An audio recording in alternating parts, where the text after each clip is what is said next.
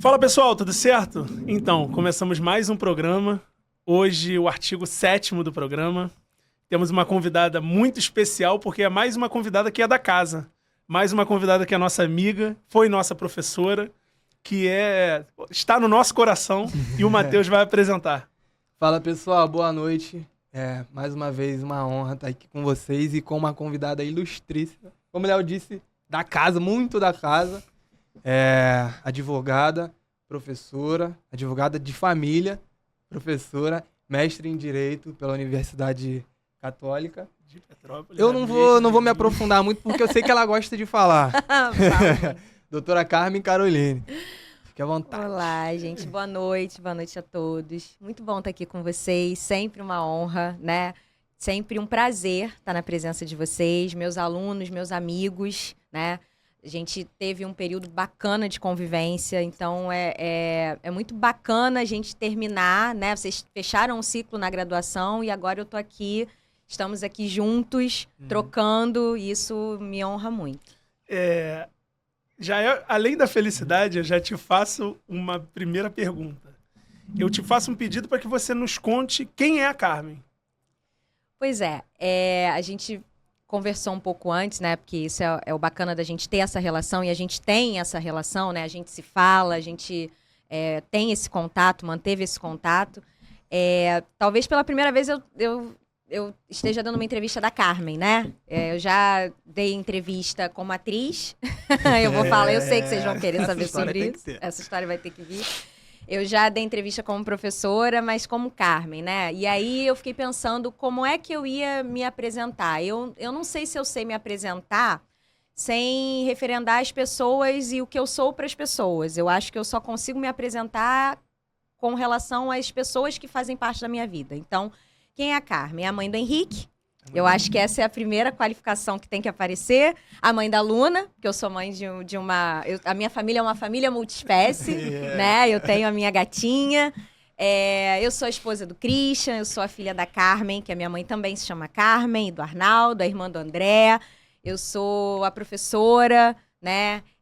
Eu sou advogada, tenho mestrado em Direito, né? Da Universidade Católica de Petrópolis. Eu estudei direitos humanos, eu estudei mediação de conflitos, né, como uma forma de acesso à justiça, então é um tema que me interessa. Eu sou pós-graduada em Direito de Família e Sucessões, porque é a minha área de atuação como advogada, é a área que eu gosto de atuar. O primeiro estágio que eu fiz foi na Defensoria Pública na área de família. Então, eu fiquei muito tempo fazendo, depois eu fui conciliadora na vara de família, e eu acho que um bichinho lá me pegou e eu acabei não conseguindo sair de família. Eu leciono família, adoro o que eu faço, sou amiga dos meus amigos, tenho o privilégio de ser amiga dos meus alunos, de fazer o que eu gosto, de fazer o que eu amo e de encontrar pelo caminho pessoas que retribuem e muito tudo aquilo que eu dou e de formas que talvez eu nem imaginasse quando eu comecei. Então, essa eu acho que é a Carmen. Sou botafoguense, eu fui obrigada a falar isso. Não que nesse momento eu esteja muito orgulhosa, né, de tudo que está acontecendo, mas botafoguense, vai, com orgulho. Vai aumentar o prestígio, talvez, pela enorme torcida do Botafogo. Enorme. Eu concordo muito quando você fala que você é amiga dos seus alunos, porque você, de fato, foi nossa amiga, é nossa amiga nós tivemos bastante tempo de contato, assim, de aluno e professor. Antes de entrar numa pergunta, eu quero muito fazer, que eu nunca te fiz, mas para seguir nessa sua trajetória, onde surgiu o interesse pelo direito? Qual foi o primeiro contato e quando que o olhinho brilhou pelo direito? Pois eu não queria fazer direito. Eu não queria. Eu queria fazer muitas outras coisas. Eu queria fazer psicologia. Depois teve um período que eu quis fazer fisioterapia, mas direito não era uma coisa que passava na minha cabeça. E eu tenho um irmão que é 1 ano e meio só mais novo do que eu. Falei que minha mãe é louca, né? Eu hoje, com o Henrique de 5 anos, eu fico assim, como assim ter 2 crianças tão próximas, mas enfim. E aí o meu irmão terminou, né, o ensino médio, ele falou, não, eu quero fazer direito, acho bacana, eu vou usar terno, vou estudar as leis. Eu falei, nossa, não tem nada a ver comigo, não quero. E aí eu fiz o vestibular, passei para uma instituição privada na época para psicologia, só que não tinha grana para pagar. Meus pais não tinham condição de pagar a faculdade que eu escolhi. E aí a minha mãe falou assim, entra no direito, porque é uma instituição que eu tenho bolsa, nesse curso eu consigo bolsa pra você, você vê qual é, faz 6 meses, se você não gostar, você sai, mas não fica sem fazer nada, vai ficar parada e tal. Eu entrei, me apaixonei. Quando eu me apaixonei, quando eu comecei a fazer estágio na Defensoria Pública, ali eu falei, gente, eu quero fazer isso. Eu quero advogar ou ser defensora, algo que seja voltado para ajudar, né, alguém. Eu achava que aquilo realmente fazia sentido, aquilo me fazia pertencer, me fazia me sentir assim útil, sabe? E ali o meu olhinho brilhou. Resultado, meu irmão hoje trabalha com uma área que não tem nada a ver com isso. Ele trabalha com e-commerce, com marketing. E eu tô aí desde 2004, que foi quando eu entrei na graduação em Direito. E me especializei, e fiz mestrado, e leciono para o direito. E a minha vida é o direito. É fascinante, nós temos muito papo e muita coisa para conversar, mas eu preciso dar um passo atrás, porque esse passo atrás é um ponto sensacional nessa história. Eu preciso saber da Carmen criança que foi atriz. Eu fui atriz, gente. Eu fui atriz dos meus 6 anos de idade. Trabalhei tanto como atriz quanto como dubladora até os meus 19 anos. E por que mudou? Então, vários fatores, né? Primeiro que eu sou de uma época muito diferente de hoje. Eu passei pelo período de transição. Vocês não vão lembrar, porque não é da época de vocês, mas com certeza tem alguém da audiência de vocês aí que é das antigas e que vai lembrar. Mas a gente teve um período muito conturbado que o juiz Ciro Darlan proibiu crianças de trabalharem com televisão. Teve uma decisão na época assim, que impossibilitou o trabalho de crianças na televisão. Então, eu passei por esse período de transição. No momento que eu comecei a atuar, não tinha um cuidado. A gente já tinha o Estatuto da Criança e do Adolescente, mas não existia um cuidado, um olhar para a criança e para o adolescente que trabalhavam com televisão. Então, você não tinha horário. Muitas vezes a gente, por exemplo, passava o dia inteiro no estúdio para gravar uma única cena que era à tarde, mas a gente ficava sempre condicionado ao horário dos adultos. Eu era moradora da Baixada Fluminense, Nova Iguaçu. Não tinha carro para levar a gente. Eu não tinha carro. Meus pais tinham uma condição de vida assim muito humilde. Então era muito cansativo, era muito desgastante, era muito custoso. Não era um momento que você ganhava dinheiro com publicidade, a gente não tinha empresário, né? Eu e o meu irmão fizemos durante muito tempo. E aí, num determinado momento, eu pensei o seguinte, eu preciso fazer alguma coisa que eu vá ganhar dinheiro, né? A gente tem um período de adolescência que você fica feio, que é normal, né? Você fica feio, você fica com espinha, você fica disforme, a sua voz não funciona muito bem. E aí, naquele período de transição, você para de ter trabalho. Principalmente se você não tem, né, um empresário, se você não tem... A gente não tinha nada disso, não tinha conhecimento, a gente ia de orelhada, as coisas aconteceram, sei lá como, assim. Foi muito bacana, mas muito precário, assim, era muito difícil. E aí, num determinado momento da minha vida, eu falei, cara, eu preciso ter alguma coisa que eu trabalhe, que vai me dar sustento, que vai me dar dinheiro, que vai me dar... não digo nem estabilidade, mas assim, uma condição de vida melhor do que a condição que os meus pais têm hoje. E eu não vi naquele momento isso com a televisão ou com a dublagem. E aí começaram a cobrar, né, as questões de escola, época de vestibular, que eu ia fazer na faculdade, e aí eu optei por fazer alguma coisa mais tradicional mesmo. E aí os convites foi uma coisa meio que natural, foram deixando de acontecer. Alguns momentos o convite chegava, mas eu achava assim, não valia a pena, eu ia perder uma aula, alguma coisa, aquilo deixou de ser interessante para mim. E aí as coisas simplesmente... Não teve um momento, assim, uma ruptura. Deixaram de acontecer, mas eu vivi coisas muito bacanas, assim. Eu conheci muita gente bacana. Eu vivi experiências, assim, incríveis, né? Eu dublei o primeiro Toy Story, gente. Magnífico. Eu dublei o primeiro Toy Story, que é maravilhoso. Eu fui a Hannah, eu era irmã do Sid, que pegava lá e botava o o bus pra tomar chá com a Dona Marocas. Aí tem lá meu nomezinho, minha vozinha de quando eu era criança, Então né? isso tá registrado em imagem. Isso tá registrado. E áudio. E áudio, Eu também não está sabia. registrado, né? Eu fiz televisão, eu fiz cinema, que foi muito bacana. Eu fiz um filme lindo, que era de época, Mauá, o Imperador e o Rei. Aí tem, assim, uma cena, um close maravilhoso, eu com roupa de época. Fiz novela na SBT. Conheci, assim, várias pessoas que eu admirava muito. Eu visitei a casa do Dias Gomes, que era, assim, um mega autor, sabe? De novela, de muitos anos, assim. Um cara que tinha uma estrada maravilhosa. Eu sentei e conversei com gente que eu jamais imaginaria. Isso é muito rico, isso tem muito, assim, a ver com a pessoa que eu sou hoje. Eu vivi muitas experiências que as pessoas não fazem nem ideia e que contribuíram muito para quem eu sou hoje. E eu tenho muito orgulho disso. Eu falo disso com muita felicidade, com muito orgulho. Não foram momentos ruins, mas foram, assim, difíceis em muitos momentos. Assim, a minha mãe teve que se sacrificar muito, teve que se desdobrar em 1000, meu pai também, eles eram empregados, então eles tiveram, assim, prestes a serem demitidos em várias oportunidades, porque eles nunca deixaram nem eu, nem o meu irmão irmos sozinhos. Teve um período que a gente fez show com um personagem que era o Seu Boneco, que era o Lug de Paula, filho do Chico Anísio.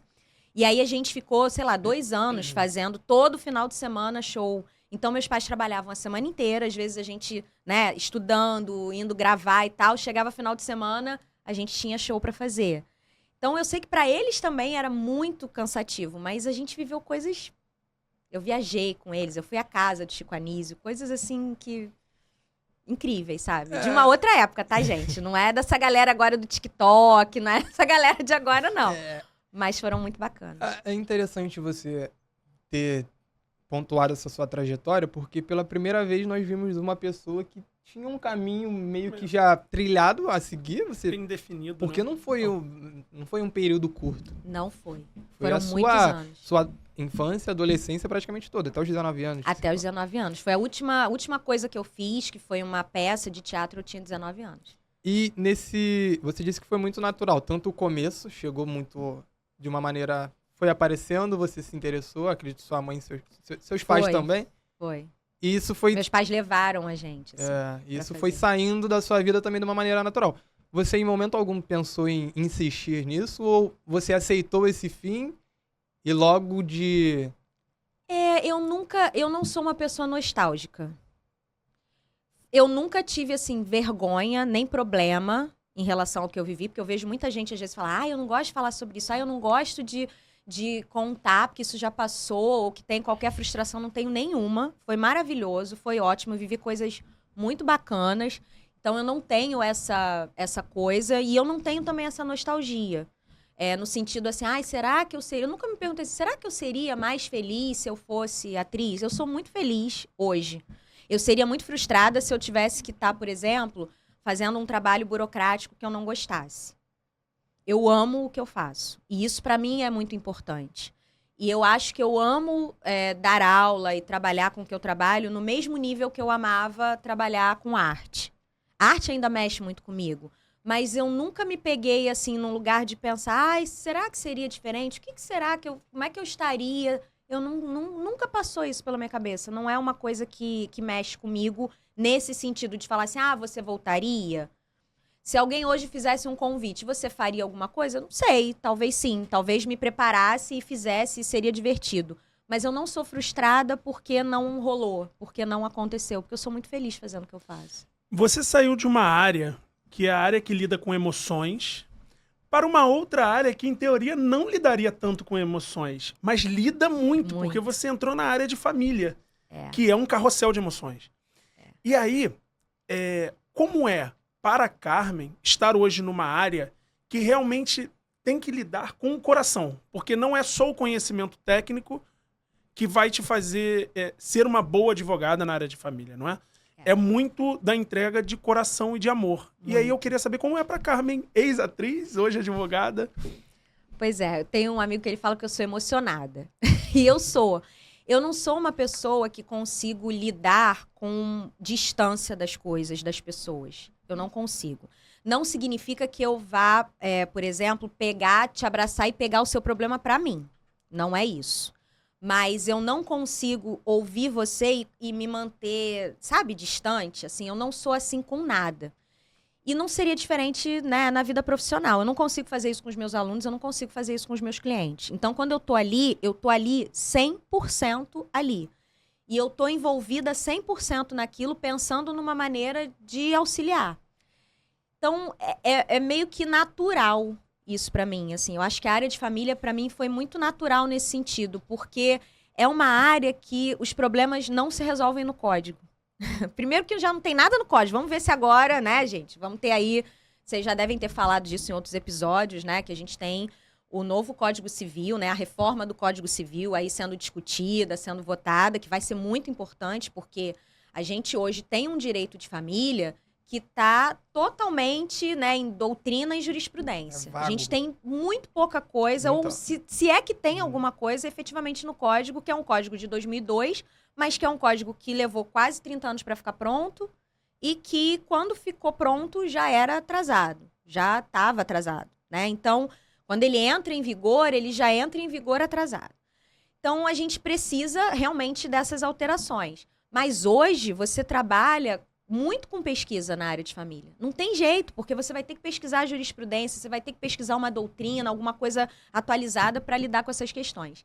E o direito de família, ou como a gente fala, né, das famílias, ele mexe com o que a gente tem de mais íntimo, né? Então, não adianta eu falar uma solução jurídica para o meu cliente e eu não entender que a dor dele não se resolve somente com aquilo. Eu preciso ouvir, eu preciso acolher. Não é ser psicólogo, que não é a minha área, porque não deu para ser. Quem sabe um dia é uma coisa que eu ainda tenho vontade de estudar. Mas ter esse cuidado, sabe? Ter essa escuta empática, isso é essencial. Eu diria que isso não é só para o profissional da área de família, não, tá? Exceto para o cara que é de tributário lá, pro cara, né? Mas eu acho que todo profissional, ele tem que ter esse olhar e esse cuidado com o seu cliente. Isso fideliza o cliente. Isso demonstra para ele que você se importa com o que está sendo feito ali, com o problema dele. Mas principalmente na área de família, né? Então, eu sou emocionada. Eu acho que eu tô na área certa. Tem que ser meio emocionado. Eu aprendi muito isso com você, mais na prática do que na teoria. Eu, por exemplo, nunca ouvi você falando dessa forma. Mas eu vi você atuando dessa forma. Então, muitas das vezes nos atendimentos, acho que 90% dos nossos assistidos saíam chorando. E você sabia muito bem lidar com isso e passava essa tranquilidade pra gente. Porque é difícil você atender um cliente que tá desesperado, mas não é só desesperado porque ele teve um bem jurídico ferido. Uhum. É porque ele tá longe do filho, da filha, por conta de um divórcio, ou por conta de um inventário, enfim. É isso. Diversas vezes isso aconteceu. Fazendo um link ainda, da Carmen atriz para Carmen advogada. Não vou entrar ainda no mérito da professora. Você acha que essa sua bagagem de saber lidar com as emoções e também saber se expressar, porque a principal função da atriz é saber se expressar. Te ajudou muito como advogada? Muito. Primeiro porque, assim, eu perdi a vergonha, né? Você perde a vergonha, porque eu lidei com pessoas e situações e lugares, assim, que eu tive que me jogar, eu tive que me colocar. Então, eu nunca fui uma... Não é que eu não fique nervosa, tá, gente? São coisas diferentes. Mas eu lido bem com situações que eu tenho que me expor, que eu tenho que falar. Eu consigo lidar bem com isso, ainda que eu esteja extremamente nervosa. A gente aprende isso no teatro, né? A gente aprende isso quando você está atuando. Eu fiz muitos cursos. Então, o tempo todo que eu trabalhei com arte, eu me especializei. Então, eu fiz cursos, eu fiz CAL, eu fiz uma escola tradicionalíssima no Rio de Janeiro de teatro, que é a Martins Pena. Então, o teatro, a arte, lidar com arte, estudar arte, faz você lidar com as suas próprias emoções, se conhecer, se reconhecer, aprender a lidar com o outro. Você faz uma leitura do outro, e isso é muito importante. Você, às vezes, desarma o cara. E aí é uma coisa até, assim, prática mesmo. Às vezes você chega no balcão para fazer para despachar, para fazer um atendimento. Se você consegue fazer a leitura correta da outra parte que está ali, você desarma ele, você consegue chegar até ele. Eu acho que me ensinou muito sobre humildade, porque eu estive em lugares, assim, incríveis, e eu vi gente muito maravilhosa, extremamente humilde, eu vi gente que não era nada e que se achava muito. Então, isso me ensinou muito. E às vezes uma palavra certa, no lugar certo, para a pessoa certa, te abre portas que você nem imagina. Então eu acho que eu aprendi muito a lidar com pessoas, a me colocar, a conseguir me expressar bem. Eu leio muito bem, com muita facilidade, eu entendo com muita facilidade as coisas. Não é que eu sou super, ultra, mega inteligente, não. Mas eu tenho facilidade da leitura, isso muito também por conta da dublagem. Porque na dublagem, desde cedo, eu comecei a dublar com 9 anos. Então eu tinha que ler, ouvir inglês e falar. Te exige um raciocínio rápido, né? E você lê e interpreta. Então, para você interpretar texto, interpretar uma petição, conseguir interpretar ali o direito do seu cliente que você está ouvindo, te ajuda muito. Então, eu acho que foram ferramentas que serviram muito para o meu dia a dia como advogada e, obviamente, também como professora. E em que momento você sentiu essa necessidade no coração de trabalhar com a área de família, das famílias? E você disse que fez estágio na defensoria, que isso foi muito importante. Mas assim, em que momento você percebeu, é isso? É aqui que eu quero passar a minha vida inteira estudando, como disse o doutor Alexandre Camba. Pois é, quando eu saí da faculdade, e aí fiz pós-graduação, e aí você começa a atuar, né, no que aparece. Minha família não era uma família que tinha uma tradição no direito. A minha mãe é bacharel em direito, mas nunca atuou, né? Minha mãe foi a primeira, acho que da família dela, acho não, com certeza, que teve uma graduação. Eu sou a primeira mestre da minha família, né? Minha família não tem mestres. Então, assim, foi muita coisa, né? E aí, num determinado momento, quando eu saí da graduação, eu comecei a fazer advocacia de apoio. O que seria advocacia de apoio? Eu entregava papel, hoje não é mais papel, né? Naquela época era. Eu entregava papel em audiência. Então, eu chegava lá, eu representava uma determinada empresa, né? Geralmente eram questões de consumo, nos juizados especiais. E aí eu representava a empresa, tem acordo, não tem acordo, entrego o papel, que era contestação, beleza, vamos embora. Eu falei, eu não quero isso. Isso não é pra mim, não quero, não faz sentido nenhum. Eu representava o réu, mas era um réu, assim... Era uma coisa que não funcionava. Aí eu comecei a fazer algumas coisas na área trabalhista. Também não era a minha praia. E aí eu via que eu ficava feliz e que eu me sentia à vontade toda vez que era alguma questão que envolvia direito de família. E eu via que às vezes eu tinha colegas mais experientes que eu, mas que não conseguiam fidelizar o cliente como eu, ou que não conseguiam passar a confiança para o cliente como eu. Não que eu fosse melhor, eles provavelmente eram muito melhores do que eu, certamente. Mas como era uma coisa que eu gostava muito, que o meu olho brilhava e que eu estava interessada e que eu buscava, estudava, funcionava muito bem. E aí, nesse momento, eu vi, não, eu tenho que parar de ficar atirando para um monte de lugar e me especializar naquilo que eu gosto de fazer, que eu sou boa fazendo e que vai me dar retorno. Porque quando você gosta e quando você é bom, naturalmente você vai ter esse retorno. E aí eu comecei a atuar especificamente em família e sucessões. E você, de tão boa que foi e surgiu a vontade de ser professora. O amor de ser professora. Porque não é uma paixão, é um amor. É um amor. Aprendemos isso com todos os professores que sentaram aqui. De onde veio, ou quando veio, o amor por ser professora? Em tornar-se uma professora? Também tem todo um rolê, né? Porque eu estava fazendo a graduação em Direito e eu tive um surto no meio da graduação. Vocês já tiveram? Vocês tiveram isso? Sim. Tiveram. Quem não teve, tá fazendo errado. Não se formou. Não se formou. Tive um surto, falei, não quero, não gosto, não tem nada a ver comigo, vou desistir. Aí minha mãe, você não vai? Tô pagando, minha mãe pagava minha faculdade, coitada, desesperada. Tô pagando até aqui, com bolsa. Você tá maluca? Eu tava, sei lá, no 7º período. Você vai levar, você vai até o final. Problema seu, como é que você vai levar isso? Mas você vai até o final. Eu falei, então tá bom. É pra eu fazer? Vou fazer. Muito rebelde, né? Mas eu quero fazer alguma outra coisa, porque eu quero trabalhar. E eu achei um ensino normal, pós-médio. Então, eu estudei para ser professora de educação, ensino básico, né? Educação básica. E aí eu fazia faculdade de manhã e à noite eu fazia esse curso, que era um curso normal. Eu não fui normalista tradicional do ensino médio, que eu não quis na época, mas depois eu quis. Falei, eu sempre gostei, brincar de professora, vamos ver como é que é. E aí eu fiz esse curso. E aí tudo isso tem a ver muito com a minha trajetória, porque foi esse curso que me fez chegar ao ensino superior. Um rolê muito, muito assim, aleatório. E aí eu fiz o curso, fiquei 1 ano trabalhando com educação infantil. Aí eu falei, não dá. Não tem condição. Ganha muito pouco. E, gente, sinceramente, valorizem os professores de educação básica, educação infantil, educação, ensino médio, porque é um trabalho 3 vezes maior. Eu trabalho muito, mas eles trabalham 3 vezes mais do que eu. Porque é absurdo. O volume de trabalho, a demanda é completamente absurdo. E eu falei, não dá. Aí também eu não tenho condição, porque eu não estava vivendo. Nesse período eu comecei a faltar muito à faculdade. Muito. Porque eu não aguentava. Porque eu comecei a dar aula, eu dava aula de manhã, aí eu mudei pra noite. Dava aula de manhã, fazia um estágio, alguma coisa à tarde, e à noite eu não aguentava ir pra faculdade. Fiquei reprovada numa disciplina. E aí, o professor dessa disciplina, que é um grande amigo hoje, o nome dele é Leonardo Nolasco, que é um querido, maravilhoso,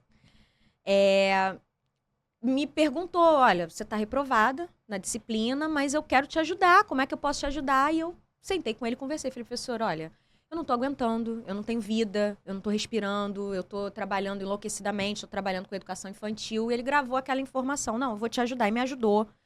Eu fiz depois de novo, né, a disciplina, passei. Algum tempo depois, assim que eu me formei, eu consegui passar na UAB, que foi ótimo, mas grande parte da minha turma na época não passou. E aí ele lembrou de mim, porque existia lá na instituição onde eu me formei uma figura que era o estagiário graduado, que era o aluno recém-formado, que já tinha passado na UAB e que ficava auxiliando o professor do núcleo de prática jurídica. E ele me perguntou se eu queria. Ele falou, só lembrei de você. Por quê? Porque a nossa contraprestação é uma bolsa na pós. E a única pós que abre é a pós em docência do ensino superior. Eu só penso em você. Para mim, já que você já tem uma veia lá para educação, você vai ficar interessada na pós. Todo mundo vai querer pós em direito, direito civil, direito processual, e você, eu acho que vai te interessar. E assim eu fiz. Fiz a pós, ficava auxiliando no núcleo de prática jurídica. Então, era um trabalho gratuito, que a bolsa da pós, né, o que eu recebia era pós. Eu fui bolsista, não paguei nada, mas eu ficava 2 vezes por semana indo lá, né, no NPJ. E aí, assim que eu acabei minha graduação, ele ficou como coordenador. E ele falou assim, você acabou sua graduação, sua pós-graduação? Acabei. Você quer entrar como professora? Eu vou te dar essa chance. Você tem o perfil. Falei, não tenho, não sei, não consigo. Ele, não, você vai, eu vou junto com você. No primeiro dia de aula da minha vida, ele me esperou, ficou comigo até eu entrar em sala. Eu tremia. Eu passei mal, eu tive dor de barriga, gente, nos 6 primeiros meses de aula. Todo dia. Eu chegava mais cedo, já tinha o horário da dor de barriga. Eu não, tem que chegar meia hora antes, que aí eu vou no banheiro. Ah, tá, aí eu melhoro, aí eu vou pra sala de aula. Mas eu fui bem. Eu fui, né, tranquila, assim. Então, ele lembrou de mim, graças a isso. Se não fosse ele, eu não estaria em sala de aula. Eu devo isso a ele, eu devo a minha carreira acadêmica a ele. Sou muito grata a ele. Hoje eu tenho o privilégio de chamar esse cara de meu amigo, de brincar com ele, de trocar com ele, conhecer a família dele. E depois, quando eu fiz um concurso não, na verdade, um processo seletivo para a Rural, para ser professora substituta na Rural, eu concorri com várias pessoas que tinham mestrado. Eu era só especialista. Mas, qual era a minha experiência? Era núcleo. E a minha vaga era para núcleo. Então, eu passei e deixei várias outras pessoas que tinham muito mais título, muito mais conhecimento do que eu, porque eu tinha experiência que eles não tinham. Eu acho muito interessante que todos os convidados que sentam aqui, eles falam com brilho nos olhos das pessoas que apostaram, dos professores que influenciaram, das pessoas que olharam e pensaram, aquele menino ali ou aquela menina ali, ele tem futuro. É isso. É muito bonito ver que esses profissionais que chegam tão longe tiveram alguém que olhou para a pessoa e falou assim, esse menino vai longe, ou essa menina vai longe.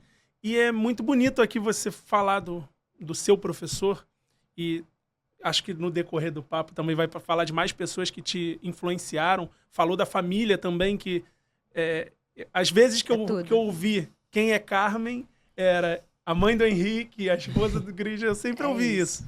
Isso é muito bonito. E o meu outro ponto é trazer agora para Carmen professora o que é o direito de família para a Carmen, professora, quanto a passar a receber uma matéria que é coração e entregar coração para os seus alunos? Porque, assim, eu te digo pelo Leonardo, e eu com certeza te digo pelo Matheus também, a gente não gostava de direito de família. Eu sei. A gente não gostava. Mas em alguns momentos se tornou tão bonito ver o amor que você passava a direito de família, que eu até repensei. E assim, esse negócio é legal, até que é legal. Ele fez aferição oral em família. Ele fez. Então, e foi super bem. E a área dele é direito de trabalho. Pois é. Pra você ver, porque... E pela Carmen, eu não fiz trabalho aquele dia. Ele não fiz fez. Família. Então, e foi super bem na aferição. Então, como é? Então, eu acho que é a oportunidade que eu tenho de sensibilizar vocês, sabe? Sobre o que é o direito, sobre a importância do direito para questões do nosso dia a dia e que são essenciais. A família é o primeiro núcleo onde a gente está inserido, né? Todo mundo tem relações de família. Todo mundo tem alguma relação conflituosa de família. E lidar com isso é importante. Lidar com essas questões é importante. E muita gente coloca, né, o direito de família como barraco, a fofoca, e também. E eu gosto dessa parte também. Ama. E eu também sensibilizo com essa parte, né? Eu falo, gente, é interessante, é fofoca, é gostoso, é divertido, é engraçado. É um pouco o programa do Ratinho, exame de DNA. Sim, é também. Mas você está lidando ali muitas vezes com questões de alimentos, questões de convivência, de guarda, de alienação parental, né? Questões muito sensíveis. Então, o que eu observo como professora, e já tem alguns anos que eu sou professora dessa disciplina, tanto na prática quanto na parte teórica, né? É que vocês chegam com 2 pés assim na porta. Ai, vem ela falar de família, ai, vem negócio de família, ai, vão falar um monte de coisa que não tem nada a ver, coisa chata. E aí, conforme a gente vai trabalhando, vocês vão... Opa, não, peraí. É divertido. A gente começa, às vezes, pela diversão, né? Às vezes a gente sensibiliza vocês, mas começando pela brincadeira, pela diversão. E aí depois a gente vai para as questões sérias. E aí quando chega na prática, que vocês atendem, que as pessoas saem chorando, que vocês conseguem resolver. A gente teve uma situação, acho que eu não me lembro se o Léo estava, mas o Matheus com certeza, que o Leandro resolveu, né? O Leandro, que é um colega da turma muito querido, que tinha uma expertise já da defensoria. E a gente não poderia atender aquela pessoa porque a nossa competência territorial não iria abarcar o local onde ela morava. Mas o Leandro conseguiu uma solução e o cara saiu dali, assim, completamente maravilhado, agradecido e agradecendo o tempo todo. Então, assim, eu acho que para vocês, mostrar isso para vocês é um privilégio, sabe? Eu ter essa oportunidade de ver vocês com um brilho nos olhos. Porque vocês saem muitas vezes da prática de família assim com uma sensação de, nossa, eu sou útil. Que foi a sensação que eu tive lá atrás, na defensoria. Então eu tento passar isso para vocês. E não é que eu consiga. As situações fazem isso, é genuíno. E vocês, quando esse pé na porta vira brilho nos olhos, eu vejo que o negócio tá funcionando. O Léo falou por mim, mas eu concordo que direito de família, ele não me... Eu tinha um preconceito de direito de família que foi totalmente diferente do que eu aprendi com você. Eu achava mesmo que eu não iria me interessar, pelo meu pessoal. Só que foi a primeira vez, na prática, que eu me vi sendo um advogado, foi estudando direito de família. Porque nós começamos com sucessões ali, e é muita teoria, é uma matéria muito teórica, até entrar de fato no direito de família. Fizemos outras práticas, enfim, outros atendimentos, até fazer o primeiro atendimento de família. E no primeiro atendimento de família, eu me descobri que eu gostava de direito de família, por ter aprendido com você. E uma das coisas que me marcou muito, e até lembrando sobre o episódio do Caio, que ele disse que fez um atendimento, ouviu a história do assistido dele, acreditou em tudo aquilo, e uma advogada experiente ouviu o mesmo depoimento, só que se portou de uma outra forma. Viu que aquilo tudo... Não era daquele jeito. E eu vi na prática você fazendo isso. Porque nós éramos alunos, os primeiros atendimentos, a pessoa chega chorando, te comove, e você entra na história, e aquilo tudo passa a ser verdade. E aí você... Uma frase, eu não vou lembrar a frase, mas eu lembro desse momento. uma frase você confrontou a pessoa e a pessoa mudou. A lágrima secou na hora. E você se manteve na postura. Por quê? Todo mundo olha a Carmen, aquela pessoa angelical, doce de calminha, essa voz de dubladora que encanta. Até que você confrontou e virou a chave. E a gente conseguiu solucionar, descobriu a verdade de fato. Para você, como advogada, ainda não como professora, qual foi esse primeiro momento que você teve a virada de chave, que você descobriu a prática de família de verdade? Teve um momento marcante, assim, que você lembra? Olha, eu já tive alguns casos, assim, interessantes. Mas eu não me recordo, assim, de uma situação em que eu tivesse o meu cliente numa posição como esse caso, né? Que o cliente falou uma coisa e na realidade era outra. Eu já tive meu ex-adverso, né? De eu começar a fazer, e aí a gente conversar. E eu tenho muito hábito, sempre tive, mesmo antes de estudar a mediação. Vamos tentar fazer um acordo? Será que ele não pode ir até o escritório? Eu sempre fiz isso. Isso foi uma coisa que eu sempre fiz. E aí já tive situações do cara sentar e chegar e vou fazer e vou acontecer. E conforme a gente foi conversando, eu fui, né, vendo que não era assim.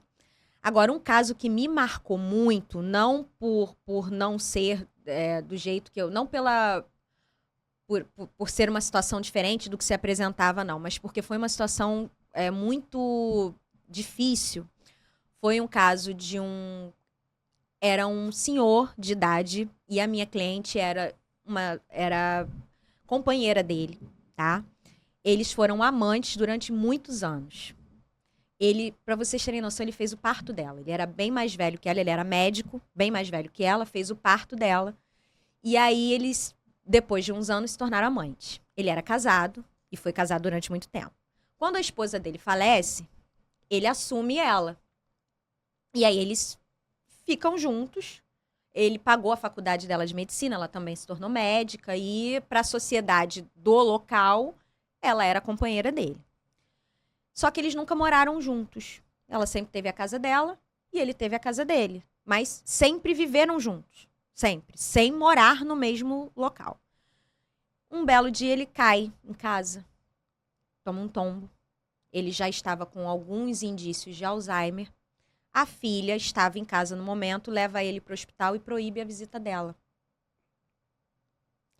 E aí, não era eu na época, era uma outra advogada, conseguiu ali um direito à visitação. E aí começaram vários processos. Você tinha um processo ali para garantir a visitação dela e os filhos entraram com um processo para declarar a nulidade da escritura de união estável que eles fizeram. Nisso entrou a pandemia. Então, eles tinham uma visitação que era precária, a filha fazia tudo o que podia para impedir, para dificultar, botava eles no calor, ele passava mal, tinha que subir, aí ela não podia subir, porque era a casa da filha, a filha levou ele, enfim. Toda vez que ele era hospitalizado, tinha uma lista, o nome dela estava lá na lista de quem não podia visitar ele. E aí foi um caso, assim, que me marcou muito. E um pouco antes dele falecer, ele já faleceu, infelizmente, mas um pouco antes dele falecer, nós conseguimos retomar a visitação presencial. E aí ele tinha sido internado, eles colocaram lá para o hospital que ela não poderia visitar, só que a gente conseguiu uma decisão para que ela pudesse ir. Esse caso mexeu muito comigo. Foi um final de ano, uma virada de ano, assim. Eu já tinha o Henrique e eu me lembro de chorar copiosamente. Foi uma coisa que me abalou muito, assim, que mexeu muito comigo, porque eu sabia que ele estava prestes a morrer e logo em seguida ele faleceu. E eles não tiveram oportunidade de viver os últimos anos da vida deles da maneira que eles gostariam, que eles decidiram, né? Então, foi um caso, assim, que me marcou bastante.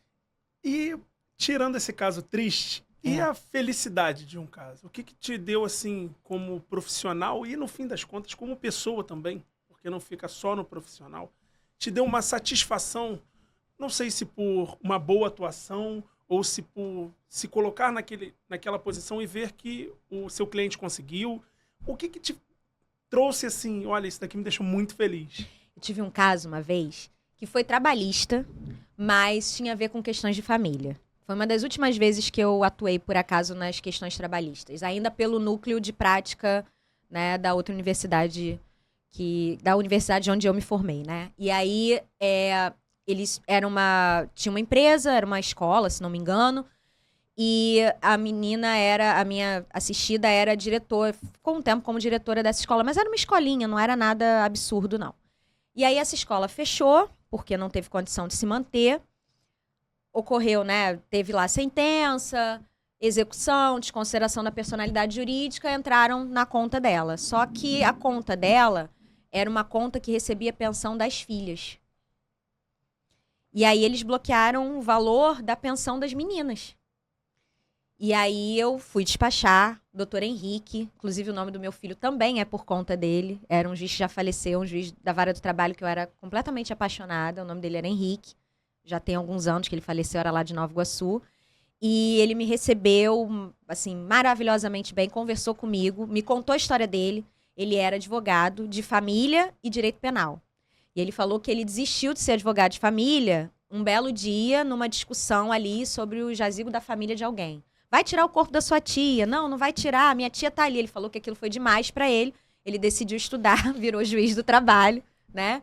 E aí eu me lembro desse dia de ter ficado muito assim feliz, porque eu consegui desbloquear, mostrei, provei. E eu não tinha muitos elementos de prova, não, porque era uma coisa meio complicada, assim, da conta. Mas eu consegui provar que, a despeito de estar na conta dela, o dinheiro era das meninas, ele liberou na hora. E, assim, foi engraçado quando a gente foi em uma audiência, né, logo em seguida. E aí a outra parte revoltadíssima, porque, obviamente, estava tudo garantido e não estava mais, sabe? Então, foi um processo que me deixou muito feliz. Tenho várias lembranças de vários momentos bacanas desse processo. E foi engraçado chegar na audiência. Como é que a doutora conseguiu isso? Aí eu, sabe, assim? A doutora é braba. A doutora, excelência, doutora, eu só fui despachar com A mais doutora é boa. Nessa nova fase, nessa modernização, acho que todos os professores que passaram por aqui, acho que tirando o Caio, que é um pouco mais recente que você como professor, você passou por essa transição do estudar da maneira antiga e lecionar também, para essa maneira moderna. E tanto como professora do direito de família e sendo uma advogada também, o que você enxerga como um desafio dessa modernidade toda? Facilitou por maneira de conseguir provas, de provar certas coisas, de adiantar muitas coisas, ou tem alguma coisa ainda que prejudicou? Para você, qual é o maior desafio dessa nova fase, dessa nova era? Como professora? E como advogada também. Como advogada, o que a gente perde, eu acho que todo mundo deve ter falado a mesma coisa, é o olho a olho, que é muito importante, principalmente em questões de família, né? O que facilita muito, gente, eu consigo estar em outro estado ao mesmo tempo em que eu tô numa comarca ao lado, sabe? Assim, então, você poder despachar virtualmente, isso facilita muito. As audiências virtuais facilitam em muitos aspectos, mas tem coisas, né, que você precisa estar ali, principalmente em questões de família. Então, eu acho que isso é um pouco complicado, sabe? Tem audiência que é tenso, tem algumas que são barracos, mas você tem que estar ali. Você não consegue demonstrar certas coisas no virtual, sabe? O virtual, ele esconde muito. E família, o juiz de família, ele tem que ter uma expertise, né? Ele tem que ler a pessoa. Você não faz isso à distância. E em relação a dar aulas, né? Eu nunca fui uma professora muito tradicional. Eu sempre repeti o que um grande professor, que depois se tornou meu amigo, foi coordenador de curso na instituição onde eu, né, concluí minha graduação, falou para mim, que ele dizia o seguinte: o professor não ensina nada. A gente não está aqui para isso, né? Então, o que a gente tem que fazer é dar ferramenta para o aluno. Porque se a gente tivesse poder de ensinar, todo mundo saía daqui igual, juiz, todo mundo era promotor, todo mundo era defensor. Não é esse o nosso papel. E eu nunca me vi nesse papel. Então, o primeiro presente que eu ganhei de um aluno, na primeira turma que eu dei aula, foi um livro do Ziraldo, saudoso querido Ziraldo, né, que faleceu essa semana, infelizmente, que se chamava Uma Professora Muito Maluquinha. Ele falava que era eu. Ele falava, eu tô te vendo aqui. Ele lia o livro e falava, professora, é você que tá aqui, né? Então, eu nunca fui muito tradicional. Eu nunca tive... Então, eu não tive muita dificuldade nessa transição. O que a gente observa hoje, e que é uma coisa que é difícil pra gente, muita informação e informação errada. Isso é uma dificuldade, eu acho que para a sociedade. filtrar essas informações e conseguir mostrar para o aluno a necessidade da leitura completa, não de um recorte, né? Porque tudo é recorte hoje. O que é o Twitter? O X é um recorte, né? O que você coloca na sua rede social? Você coloca um recorte. A gente recorta e tudo bem. O problema é você entender aquele recorte como única verdade, absoluta verdade. E isso é muito perigoso. E aí a gente hoje é confrontado com coisas assim que alguns anos atrás, jamais, né? E aí você compete com isso. Então você mostrar para o aluno a importância de ler uma doutrina, se ele pode simplesmente pegar sabe, ver flashes de alguma coisa, é uma dificuldade muito grande. Então isso é uma coisa que eu tenho observado e tenho sentido. Não seria um pouco prejudicial para a área de família, que é uma área de contato, esse avanço que a tecnologia traz e tira as pessoas de perto de outras pessoas? Você não entende isso como professora que dá aula e ensina outras pessoas que, como você disse, dá ferramentas para que as outras pessoas aprendam? Não seria um pouco prejudicial para essa área do direito ter esse contato tecnológico? Não seria melhor um pouco dar um passo atrás e ter o contato físico novamente? O contato físico é essencial, né? A gente está num momento muito complicado. Até entendo que a propagação de informações equivocadas vai muito dessa levada. Você está sozinho, né? Então, é muito mais fácil de influenciar quando você está sozinho do que quando você está em grupo, quando você está com alguém, né? Mas é inevitável. Eu não sei se a gente vai dar esse passo atrás. Eu acho que há uma tendência de que as coisas, né, avancem no sentido de... Se vocês observarem, hoje eu trabalho 4 vezes mais do que eu trabalhava quando eu comecei a dar aula. Porque hoje eu trabalho, provavelmente meu telefone que está guardado ali está cheio de mensagem, cheio de informação que eu tenho que responder.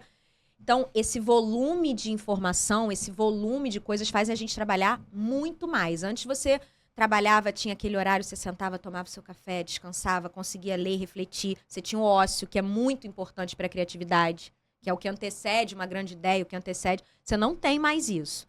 E isso é muito complicado. Eu não sei até onde a gente vai.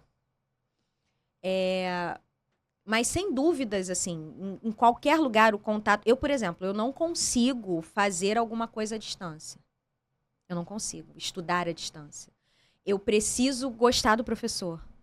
Horrível isso, né? Porque nem todo mundo... Você não vai gostar de todo mundo. E você, como professor, não consegue fazer todo mundo gostar de você. Mas as matérias que eu não gostava era porque eu não gostava do professor. E aí, se eu tinha o ranço do professor, eu tinha ranço da matéria. E isso é um negócio tão sério que eu não consigo reverter, tá? Hoje.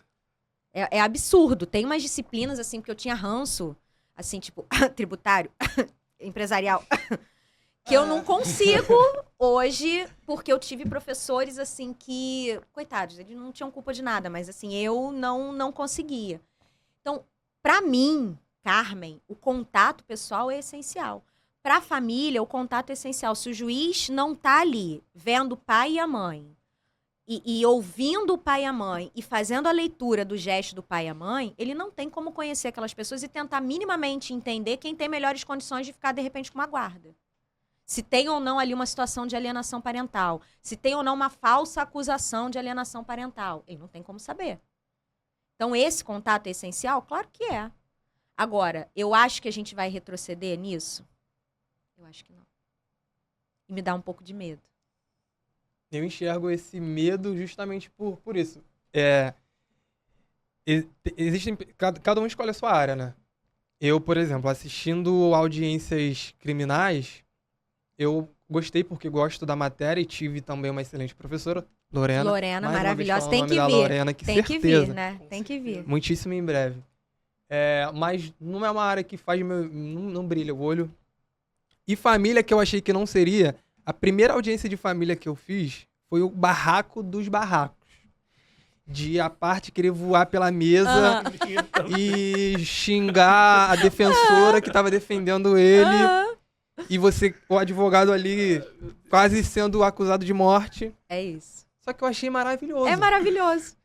Enquanto alguns colegas, nunca mais eu volto aqui. Eu não faço mais, minha família nunca mais. Gente, mas Depois- não é uma E delícia? eu achei Depois aquilo que eu de vi, alguém dá um um tapa na cara de um brilhantismo. PM dentro de uma audiência de família. Ele tava falando, ele ficou apavorado. Eu mas nunca isso- mais volto Eu ia nisso falar, daqui. gente, eu volto todo dia. O que é isso? Onde tem mais, assim? Só que mesmo no meio desse caos, fica evidente que esse contato é necessário. Porque, Muito. como um juiz de família, um juiz ou uma juíza de família, essa leitura da pessoa é essencial para quebrar essa pessoa. Esse barraco todo que estava acontecendo na audiência foi quebrado por uma frase da juíza. É isso aí. E que não aconteceria no virtual, porque a parte que tá revoltada ia estar ali sozinha, sentada na cadeira, a juíza do outro lado, até falar e chegar, não tem como rolar. Não tem. Só que você falou, não tem como voltar atrás. A pandemia trouxe isso. A pandemia fez a gente, entre aspas, avançar, mas retroceder em muitas outras questões, né? Então eu acho muito pouco provável, até porque o mundo está exigindo uma produtividade da gente, 24 horas, o tempo todo, e que essas ferramentas possibilitam isso. O advogado antes, né, para despachar, ele tinha que ir até a vara, e aí ele fazia viagem, às vezes era aquele dia inteiro.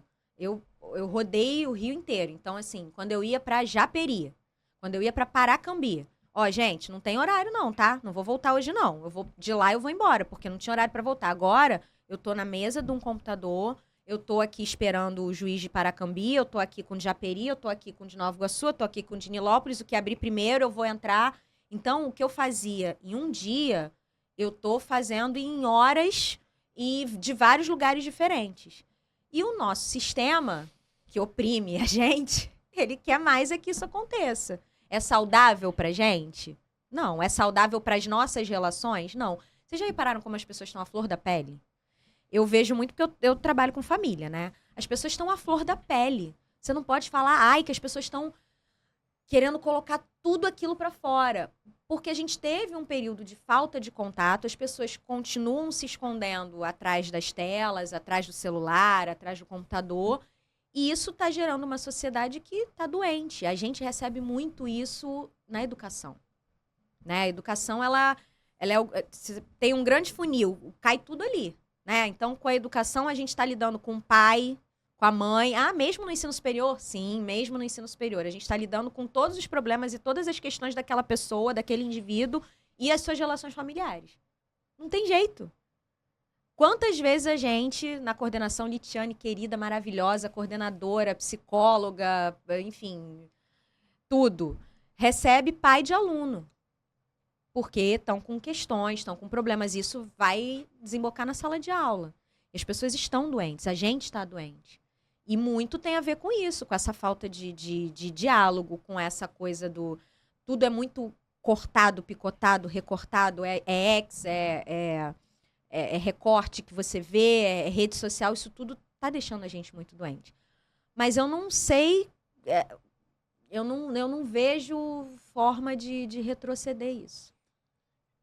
Eu tenho uma pergunta que eu acho que eu faço para todo advogado de família, porque como é sair do seu emprego e não deixar isso influenciar na sua família? Não deixar isso influenciar na sua relação com seus filhos, com seu filho, né? Não com é. seu marido. Não existe. Como é? Não existe isso. Quem Então te falar influencia. isso tá... O que você não pode fazer é deixar isso te afetar e passar isso para afetar eles.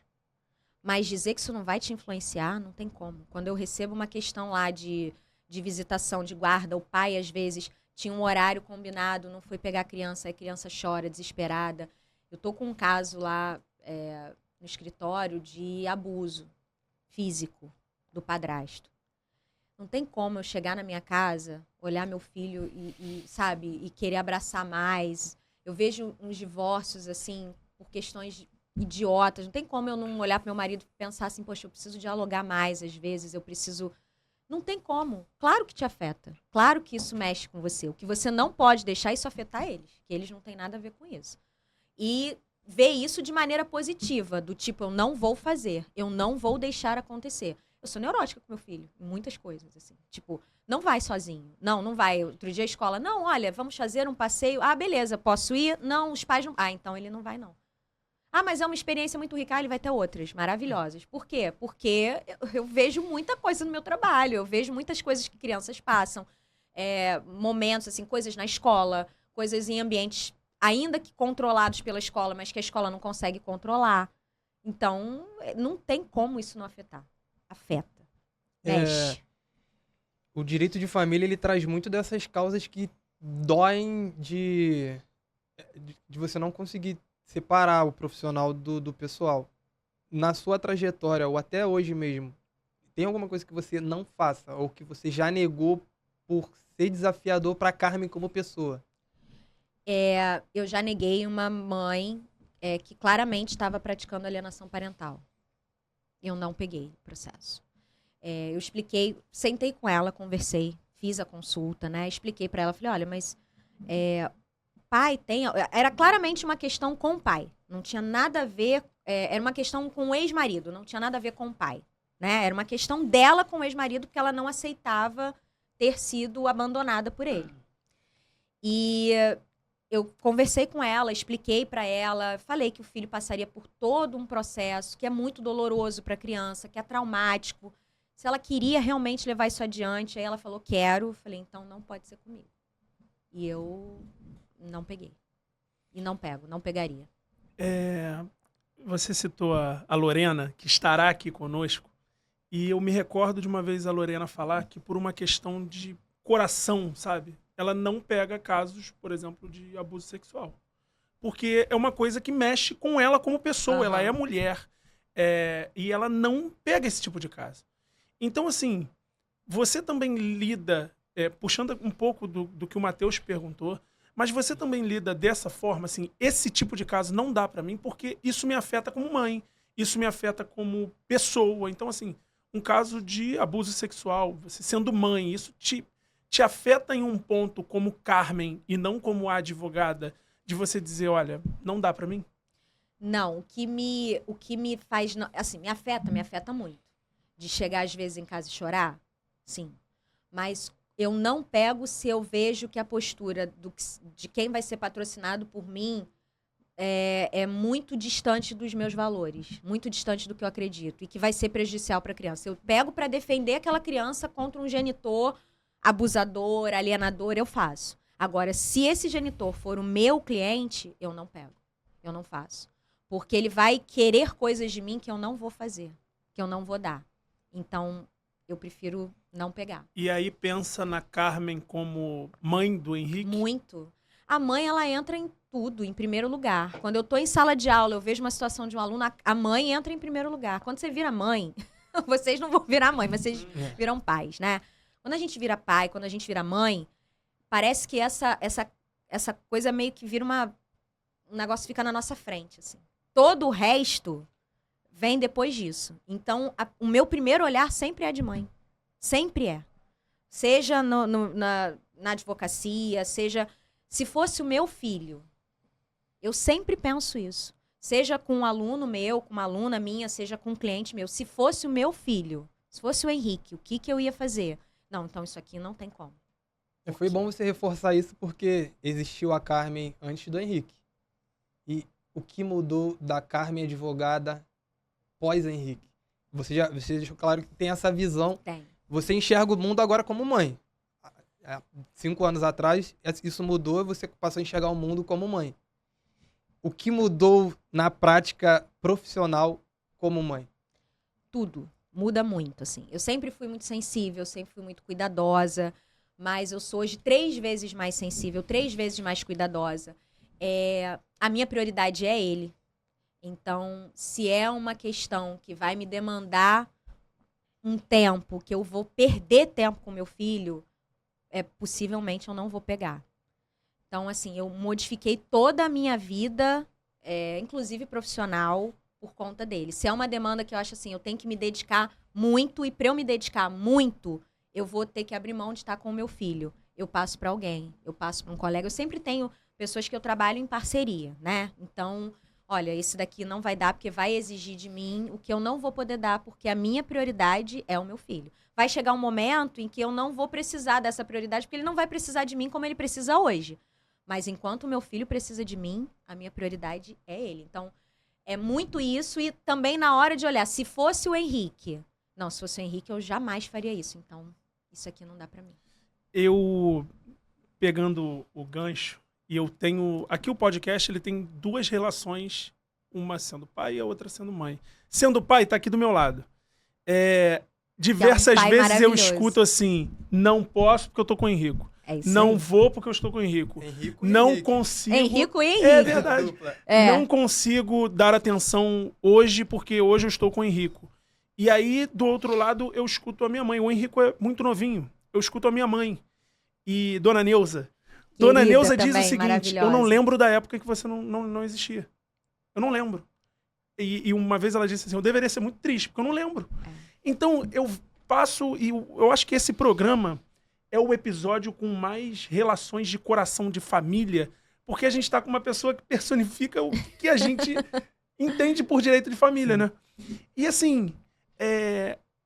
Eu falo muito de brilho nos olhos, eu falei com o Caio sobre o que brilhava os olhos dele, e eu vejo que o brilho nos seus olhos é falar do seu filho. Talvez, assim, seja Henrique, quarto lugar direito, e quinto lugar Henrique de novo. É isso aí. Eu acho que eu quis muito o Henrique, eu desejei muito o Henrique. Ele foi planejado, ele foi esperado, eu coordenei a minha vida pra eles. Pra vocês terem noção, assim, quando eu fazia teatro, essas coisas, uma coisa que eu pensava assim, quando eu for mãe, eu não quero fazer negócio final de semana, não. Eu não dou aula final de semana. Eu ganharia bem dando aula final de semana. Mas eu não dou aula final de semana. Por causa dele. Porque é o meu tempo com ele. Eu trabalho muito durante a semana. E eu já fico muito longe dele. Então, o final de semana é dele. Se eu vou planejar uma viagem, é pra ele. Se eu vou fazer alguma coisa... Não tem isso. Eu queria conhecer, não. É bom pro Henrique? O Henrique vai gostar? O Henrique vai? Então, assim, eu sou o máximo presente que eu posso. Eu conheço as professoras, eu conheço todos os coleguinhas, eu conheço todos os vídeos que ele vê, todos os livros que ele lê, todos os heróis que ele gosta. Eu sei os nomes, eu sei, sabe, as características de cada um. Porque eu quis o Henrique, eu planejei o Henrique, eu desejei o Henrique, eu esperei o Henrique e eu sabia que a minha vida ia ser diferente depois dele.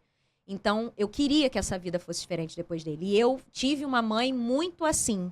A minha mãe, ela fez tudo pela gente. Então, eu não poderia ser menos do que a minha mãe foi pra mim, sabe? Pro meu filho. A minha mãe foi uma mãe extremamente presente, tanto pra mim quanto pro meu irmão. Como, eu não sei. Como ela fazia isso, eu não sei. Porque eu não daria conta de metade das coisas que ela deu. Mas eu sempre falei que se eu fosse 1/5 do que a minha mãe foi pro meu filho e eu ia fazer de tudo pra isso, eu me sentiria bem, sabe? Então, a minha vida é muito ele, assim. É ele. Então, quando às vezes eu falo, gente, não dá, porque é o Henrique, não tem jeito. O nosso programa, a intenção dele nunca foi ter uma... O Léo sempre fala isso, não é ter uma aula que... Nós não convidamos a Carmen para dar uma aula de direito de família. Lógico, cada convidado tem sua especialidade e isso vai fazer parte do papo. Mas o intuito principal do nosso programa é o lado pessoal do convidado, e você passou isso muito bem, e também incentivar as pessoas que estão nessa busca. A mensagem que eu peço que você passe para as pessoas, hoje mais específico para as mulheres que estão cursando direito, nós tivemos na nossa turma 2 gestantes, né, durante o curso. Sim. Camila e Ellen. E, bom, por relatos dela, eu não consigo falar, o Léo também não, foi muitíssimo difícil. Foi. Você como mãe e professora, qual é a mensagem que você tem para passar para essas meninas que estão na graduação, almejando e estão passando por isso também? O que você tem para passar? Uma mensagem de incentivo, de vai ser difícil, mas é possível? Pois é, vai ser difícil. Ser mulher no Brasil é muito difícil. Ser mulher e ser mãe no Brasil é muito difícil. Eu sei que a gente está cansado de ouvir, mas assim, o mundo, né, ele quer que a gente seja mãe full time e seja mãe como se não trabalhasse, mas trabalhe como se não fosse mãe. E isso é uma realidade, né? Isso é em qualquer lugar.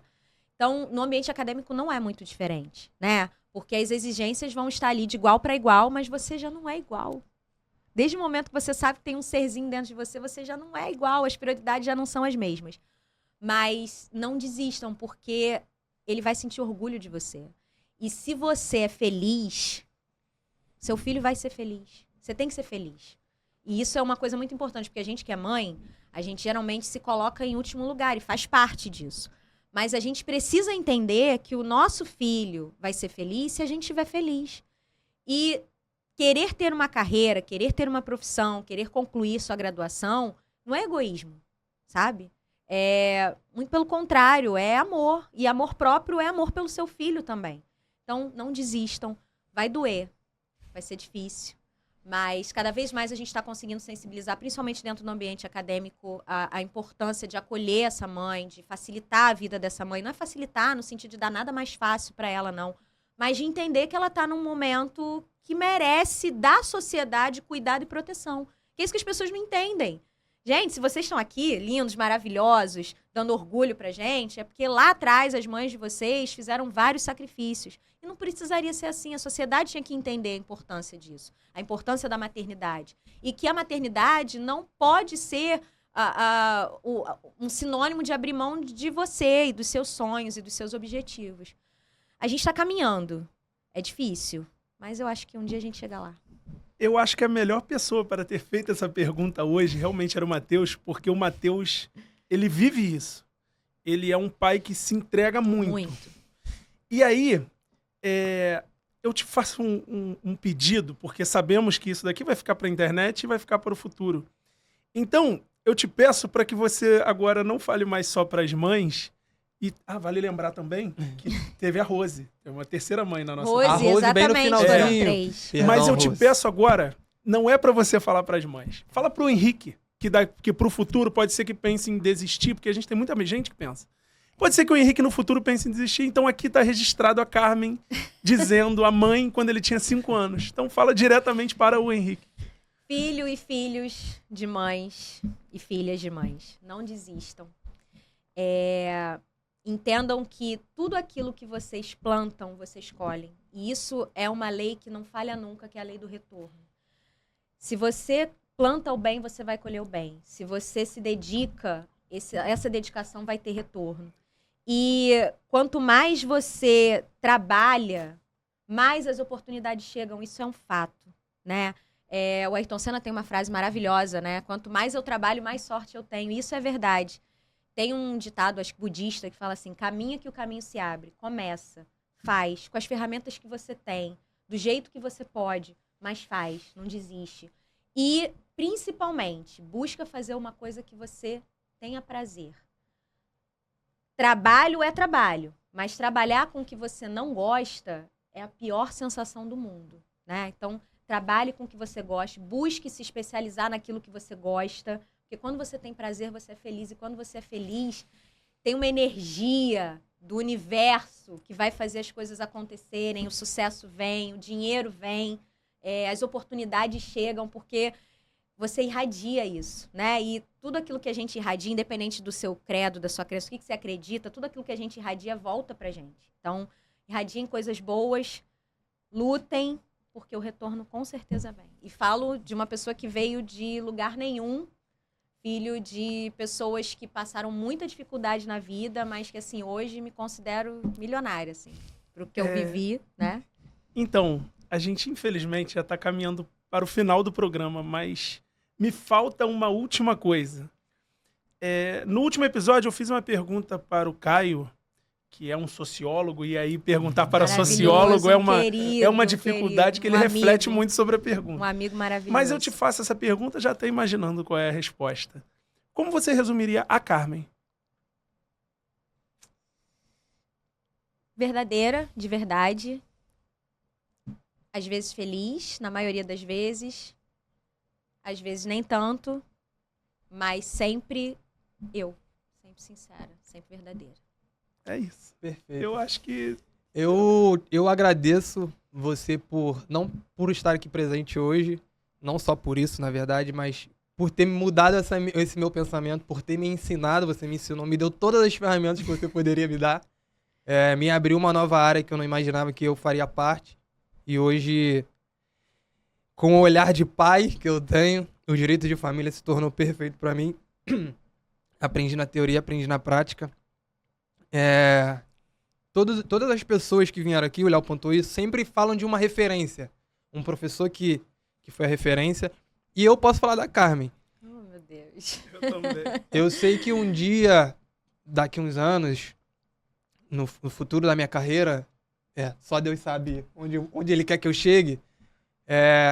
Se alguém me perguntar isso, eu vou falar da Carmen. Com certeza eu vou falar da Carmen, porque você de fato foi minha amiga. Um ponto só antes de eu passar a fala pro Léo finalizar. Eu tive duas instituições. Eu vi o Henrique na barriga. Você viu o Henrique na barriga. Eu fui a sua última turma antes de sair de licença maternidade. E eu lembrei de você quando cheguei na outra instituição, porque eu lembrei daquela mulher lá, que eu nem conhecia direito, mas que a última aula, e eu me recordo até hoje, falou assim: gente, estou saindo, não sei quando volto, com a mão na barriga. Estou saindo, não sei quando volto, vou ter o amor da minha vida. E eu me lembro disso.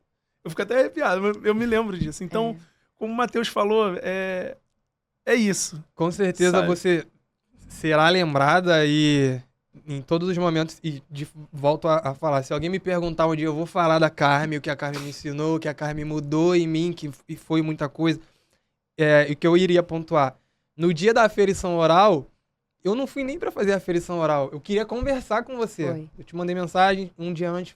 Você falou, não, eu vou estar amanhã na universidade de manhã. Vai lá e me encontra. Eu entrei na sala. Você falou, não, você vai fazer. Isso daqui você vai fazer. Foi. E todo mundo Tadinho. pensou que se eu fosse fazer a aferição, eu faria de direito do trabalho. E não, eu fui o único que fiz direito de família. Foi. Pela Carmen. Carmen, Bernardo e Eduardo ainda, os Foi. três. Eu fui o único Meu que fiz com parceiro, 3 meus parceiros professores. maravilhosos. E eu saí dali, acho que nem eu sabia que eu sabia tanto de direito de família.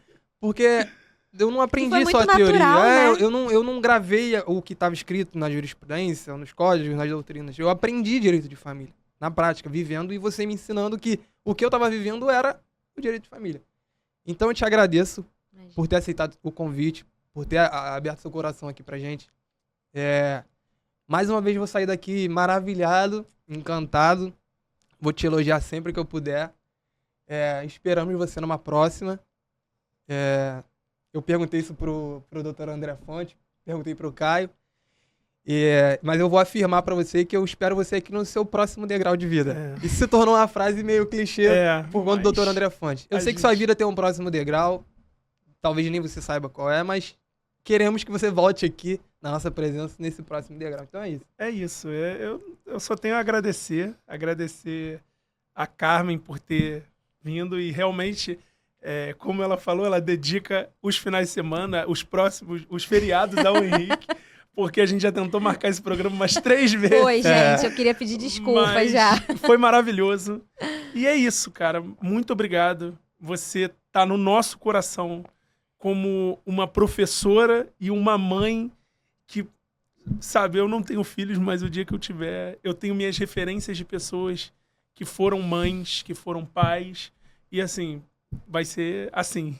É isso. Muito obrigado. Eu que agradeço imensamente. A gente tem muito orgulho de vocês. E aí eu falo não só por mim, mas pela Unigran Rio, pelo Núcleo de Prática Jurídica da Unigran Rio, né? Que nesse momento eu sou professora, mas eu estou coordenadora.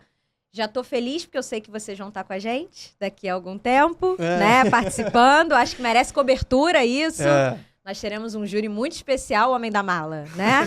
Vocês têm que falar sobre isso aqui também. Vou contar essas histórias depois de vocês. E dizer que a instituição está sempre de braços abertos. Eu estou de braços abertos para vocês. Vocês são um orgulho para mim. Estou muito feliz de estar aqui hoje. E, enfim, de poder ter conversado com vocês, contar um pouquinho da minha história. Eu sei que algumas coisas vocês já sabiam, mas a gente poder ter esse bate-papo foi muito bacana. É isso. Muito obrigado. E até o próximo episódio. Obrigado, pessoal.